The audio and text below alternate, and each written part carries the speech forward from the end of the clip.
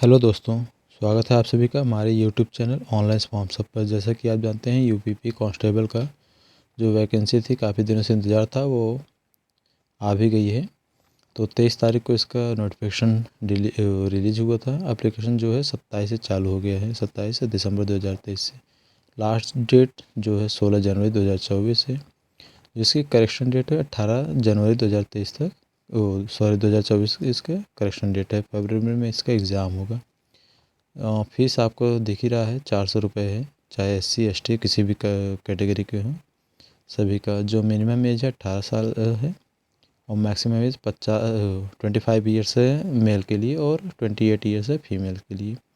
जो आपकी डेट जुड़ेगी 1 जुलाई 2023 से, ये लिमिट होनी चाहिए इसके अंदर ही।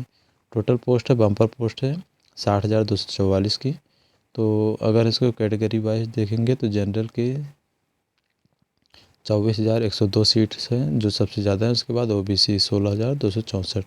तो कैटेगरी वाइज सबका अलग अलग सीट्स हैं जो आप देख ही सकते हैं। हाइट जो है वो आप देख लीजिए, जनरल OBC और SC का है 168 सेंटीमीटर हाइट होना चाहिए। चेस्ट भी है 79 से 84 सेंटीमीटर। जो रनिंग है लड़कों का तो वो 4.8 किलोमीटर 25 मिनट में दौड़ना है। तो बाकी आप नोटिफिकेशन आगे देख लेते हैं कि क्या नोटिफिकेशन रहेगा।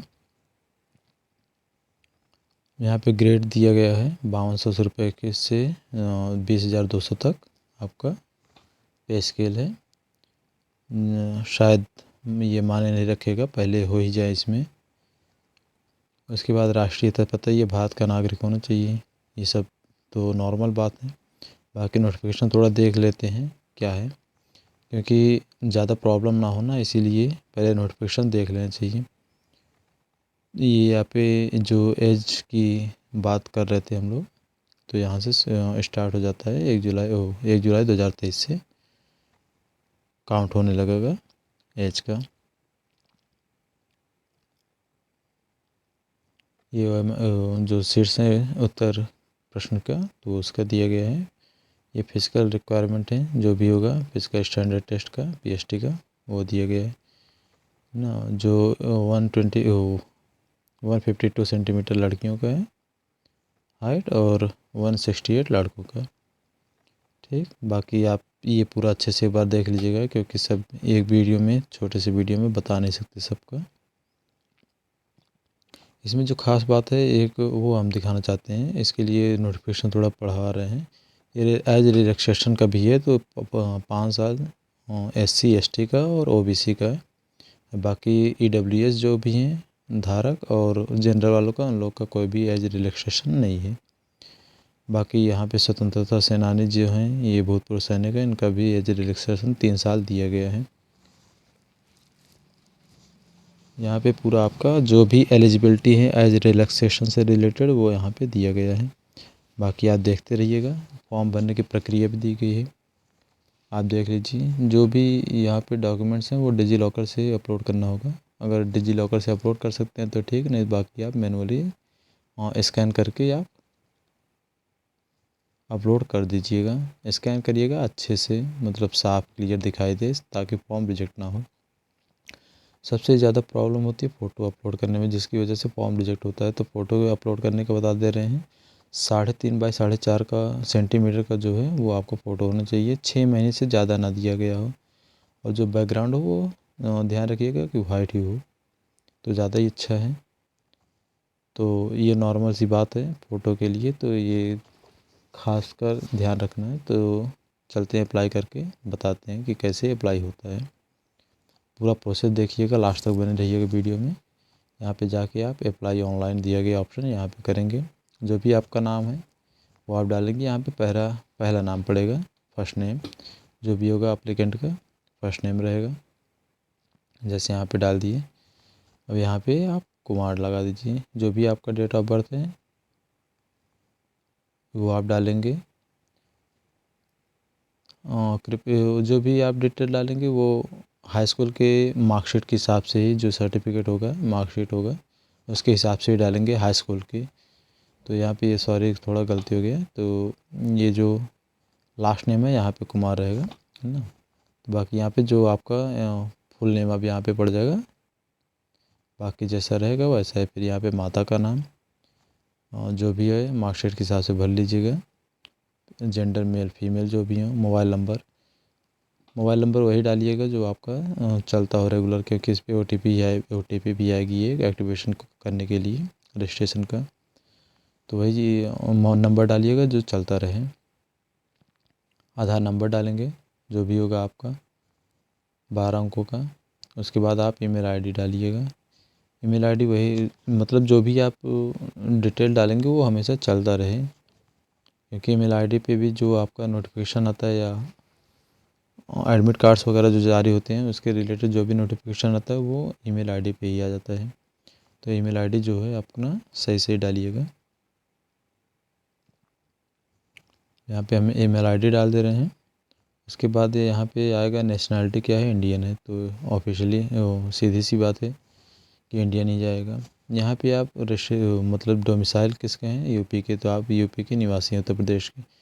यहाँ पे आप OBC SC ST या EWS वाले हैं तो यहाँ पे यस कर दीजिएगा, क्योंकि इससे छूट आपको मिलेगी, नहीं तो आप जनरल में जा सकते हैं। यहाँ पे जो भी डॉक्यूमेंट लगेंगे कास्ट का, तो वो 1 अप्रैल के बाद का ही लगेगा। 1 अप्रैल 2023 के बाद का ही जाति और निवास लगाइएगा, नहीं तो फॉर्म रिजेक्ट हो जाएगा, क्योंकि नोटिफिकेशन में साफ साफ दिया गया है। यहाँ पे जो भी अगर आप जनरल डालेंगे तो आपको कुछ भी नहीं पड़ेगा, ना जाति ना निवास। ओके। बाकी OBC ST SC हैं तो इसके लिए आपको जाति और निवास दोनों फिल करना रहेगा। तो यहाँ पे आप एक बार देख लेते हैं कि क्या मांगा हुआ है, मतलब जाति और निवास के लिए कौन सा डेट होना चाहिए, जो एग्जैक्ट डेट है किसके बाद रहना चाहिए, क्योंकि ज़्यादातर बच्चों गलती कर देते हैं। यहाँ पे साफ साफ दिया गया है कि OBC के लिए या कोई भी अन्य जाति के लिए 1 अप्रैल 2023 के बाद, या जब तक आपका अंतिम तिथि होगा UPPP का उसके अंदर का ही होना चाहिए, उसके बाहर का भी नहीं लगा सकते आप। ठीक, तो ये हमको आपको दिखा दिए।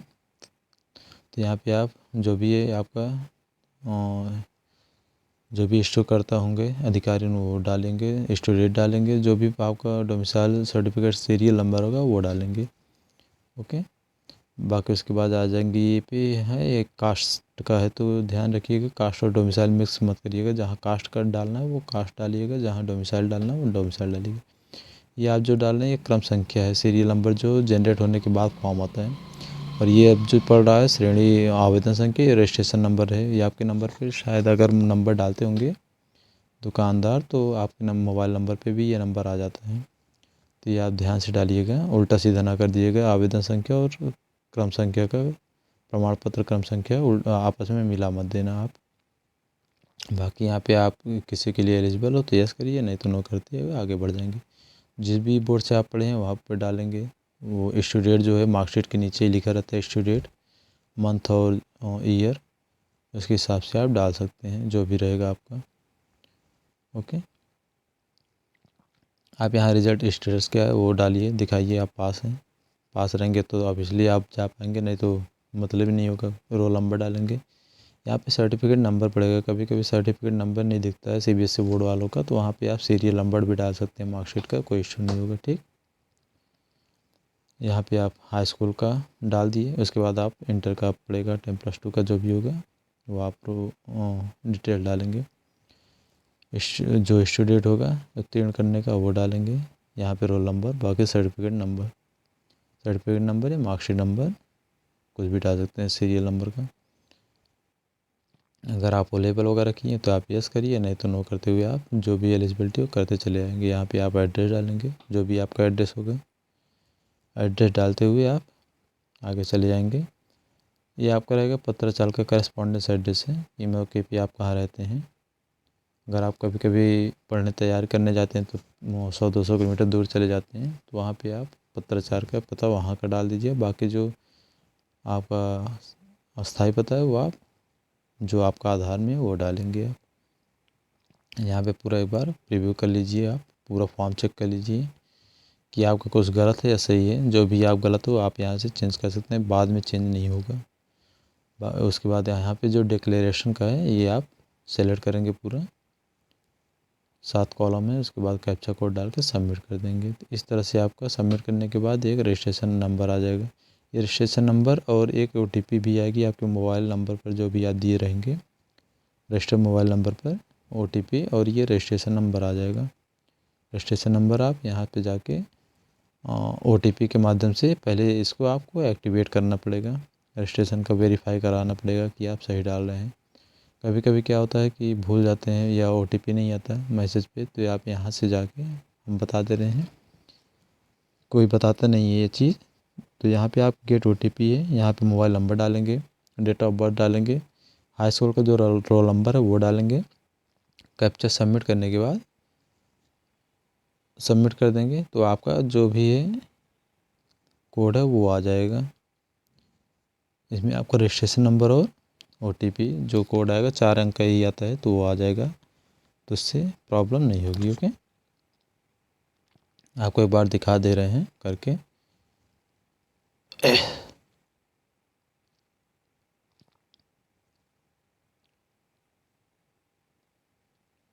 यहाँ पे आपको एक बार पूरा डिटेल्स दिखा दे रहे हैं कैसे आपका रीसेट कर OTP के लिए आप पा सकते हैं,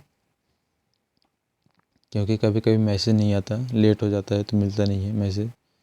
देख लेते हैं कहाँ से आपको ये चाहिए रहेगा। शायद इनवैलिड हो गया कुछ कैप्चा में, एक बार फिर से डिटेल डालते हैं।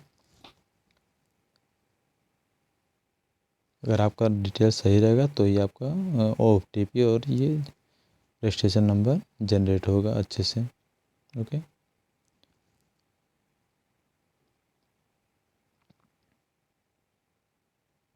यहाँ पे आ गया ना, और रजिस्ट्रेशन एक्टिवेट हो गया है। अब यहाँ पे जाकर रजिस्ट्रेशन नंबर आप डालिए। रजिस्ट्रेशन नंबर डालने के बाद आपका जो जन्मतिथि है वो आप डालेंगे, डेट ऑफ बर्थ, 10th के मार्कशीट के हिसाब से या सर्टिफिकेट जो भी होगा उसके हिसाब से आप डालेंगे। कैप्चा कोड डालने के बाद आप लॉगिन करेंगे। यहाँ पे पेमेंट का ऑप्शन आ गया। अब जो भी आप जिस भी माध्यम से करना चाहते हैं वो आप पेमेंट कर सकते हैं। पेमेंट भी आपका credit card, debit card, UPI, जो भी आपका मोड हो, जो भी आपके पास सुविधा हो उस हिसाब से आप पेमेंट कर सकते हैं। तो हम लोग पेमेंट प्रोसेस कर रहे हैं। जब तक पेमेंट प्रोसेस हो रहा है तब तक आप हमारे वीडियो को लाइक, शेयर और सब्सक्राइब ज़रूर कर दीजिएगा। अगर आपको वीडियो अच्छी लगी हो या जानकारी जो भी आप चाहते हैं और जानकारी, तो उसके लिए आप कमेंट में नीचे और बताइए, हम पूरा कमेंट पढ़ेंगे। उसके बाद आपका जो भी क्वेरी रहेगा वो क्वेरी आपकी सॉल्व की जाएगी। यहाँ पे पेमेंट प्रोसेस हो रहा है। अभी OTP आएगा, जो भी आपका रजिस्टर्ड मोबाइल नंबर होगा OTP आप सबमिट करेंगे। सबमिट करने के बाद आपका फॉर्म कंप्लीट हो जाएगा। इस तरह से आपका सबमिट कर दिए, आपका पूरा फॉर्म आ गया। अब यहाँ पे आप डिजीलॉकर के माध्यम से, यहाँ पे दिया गया है डिजीलॉकर के माध्यम से भी आप अपलोड कर सकते हैं। अगर डिजीलॉकर कभी कभी इशू हो जाता है, नहीं होता, तो आप मैनुअली भी डाल सकते हैं, इशू नहीं होगा कोई भी। कोशिश करिएगा डिजीलॉकर से यूज़ करिएगा। अगर डिजीलॉकर नहीं होता है तो आप यहाँ पे कर सकते हैं, मैनुअली आपको डालना पड़ेगा सब। ध्यान से डालिएगा फॉर्म, क्योंकि कभी कभी गलती से दूसरा की जगह दूसरी फाइल अपलोड हो जाती है, तो ये चीज़ गलती मत करिएगा। ओके, यहाँ पे सब हो गया है। तब यहाँ पे हम जाके सबमिट करते हैं। फ़ोटो रह गया शायद, कोई फ़ोटो देख लेते हैं। यहाँ पे फाइनल सबमिट करेंगे हम लोग। तो इस तरह से आपका प्रिंट निकल आएगा। बाकी आपका धन्यवाद। हमारे चैनल देखने के लिए आपका धन्यवाद। मिलते हैं अगले वीडियो में। Thank you.